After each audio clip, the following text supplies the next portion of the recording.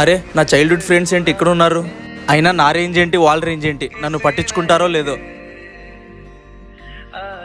రే ఆడు మన కర్ణగాడే కదా, చూసి చూడనట్టు వెళ్ళిపోతున్నాడు ఏంట్రా? రే కర్ణ ఇట్రారా. అదేంట్రా చూసి చూడనట్టు అలా వెళ్ళిపోతున్నావు? చాలా రోజులైంది కదరా మీ అందరినీ చూసి, మీతో మాట్లాడాలంటే కొంచెం మొహమాటం వేసింది. మాతో మాట్లాడడానికి మోమటం ఎందుకు నీకు? మీరైతే బాగా చదువుకొని సాఫ్ట్వేర్ కంపెనీస్లో జాబ్ చేస్తున్నారు కదరా, మరి నేనేమో సరిగ్గా చదవక జాబ్స్ కోసం వెతుక్కుంటున్నాను. మీ అందరూ నన్ను ఏం జాబ్ చేస్తున్నామని అడిగినప్పుడు నేను జాబ్ ఏం చేయడం లేదు ఖాళీగా ఉన్నానని చెప్తే మీరు నా పైన కామెడీలు వేస్తారని అలాగే వెళ్ళిపోతున్నాను రా.